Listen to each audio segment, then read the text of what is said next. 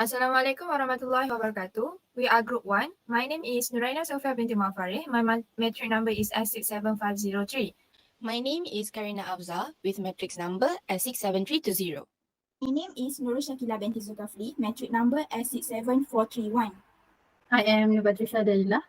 My metric number is S67213. My name is Putri Nomaisara binti Zahari. My metric number is S65444. Okay, I will start with our IBA statement for our manufacturing company, which is the Perfect Fit Co. Is our cost that related to the IBA. And we have additional information. To calculate the QBE statement, we need to have 75% test and 10% test. 75% test is for the machine. So we need to have a cost of machines and cost of the leveling machine. And we need to sum up two of these, 300,060. And then we get 58.33%. Because the percent is less than 75%, we cannot claim this as an IB. We're moving on to the 10% test for office building. Like I said before, we have 1/8 ratio for our office. So we times with 100%. And then we get 13%. Because the percent is over 10%, we cannot claim this as an IB. We need to calculate the QBE. So this is our total up for QBE. Any cost that related to land is nil. So we just take the other cost which is not related to the land, and then we sum up, we get our total QBE here. After we get the total QBE, we need to calculate the annual allowance and initial allowance to claim. So for factory and prayer room, we can add them together for the ratio. So we get 6/8. So here I will show you how to calculate.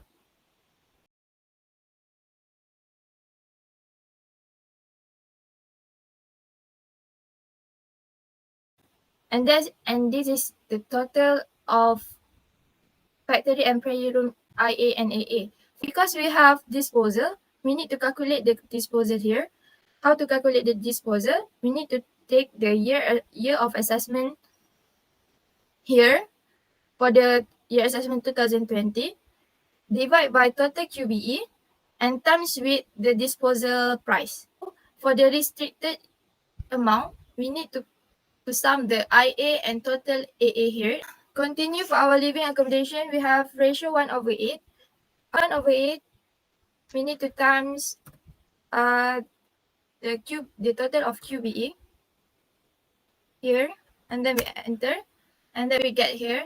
For living accommodation, because the accommodation is already with the building, so the initial allowance doesn't exist. So the annual allowance is 10%. So this is our annual allowance. And then for the disposal, same goes to the factory and prayer room. So the restricted amount is the total of annual allowance. The office is recognized as non-IB times with the total QBE. And then we get this. For the year of this 2023, we have disposal. So for our extension building, we have factory and canteen and also living accommodation. For factory and canteen, we can total up them together for the ratio. So we get here 4/10 times with the extension price that we have here. And then we enter total IBA 73580. Because we have an extension, so the ratio is different. IA is 40% and AA is 3%.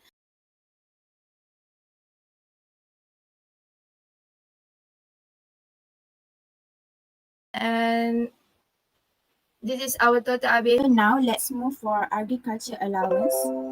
This is all the cost incurred in this company, but land is not included. So let's move to the clearing of land. I show you how to calculate. We take the cost of clearing land times with the rate of 50%, and then we got 15,000, same as 2021. As for the seedlings and fertilizing, also the same. Next, for the construction of labor quarter, it was start in 27 February 2021. So the agriculture claim will start in 2021. As for the store, it is started in 3 April 2022. So we start the agriculture allowance claim in 2022. We can see that the clearing of land and seedling and fertilizing were claimed in the previous year. And then for year assessment 2023, we only claim for labor quarter and store. Okay, so I'm going to explain about capital allowance. So for the QPE for cornfield harmony is 30,000. So I will put the amount and press enter. And you can see the figures show up. So machinery, we use initial allowance of 20% and annual allowance of 40%. For the perfect fit co and for QPE, it is 70,000 and press enter. Next, for machinery, we use an annual allowance of 14% because it is general machinery. So for QPE, I will put the amount of 150,000. So we start off our taxable income with profit before taxation, which we can get from the income statement. Put it on the add column. And then for the next dividend income, interest income, rental income, we put it on the less column because it is not business income. So for the entertainment for client, it is only allowable for 50%. And then entertainment for employee, it is 100% allowable. And then for depreciation, it is non-allowable. So we need to add back. Repair and maintenance, it is classified under revenue expenditure, so it is allowable. Company secretarial charges and tax agent filing fees is allowable because it is business expense and incurred only and exclusively for business. Interest expense we put on the add column because it is not allowable. Same goes to higher purchase interest, bank charges, and salary for disabled employee is double deduction. In order to get the adjusted income, we sum up the add column or we minus with the sum of the less column. So we can get the adjusted income, this formula. And then for the balancing charge for IBA, sum up for this amount and this amount. Also capital allowance, we can get from this sheet here. Total IBA claim is here. So of this amount. And then we can get the statutory income using the formula. We sum up with the statutory income, we can get the aggregate income. So we need to restrict both of these amount and then we can get taxable income. Now, I will take over for total income tax payable. So, the first 150,000, we will times with 15% of the preferential tax rate. For the next 450,000, we will times with 17% preferential tax rate. For the balance, we will times with 24% of preferential tax rate. Lastly, we will add on all these figures and then we will got the income tax payable. I'm going to explain for the taxable income for the cornfield harmony.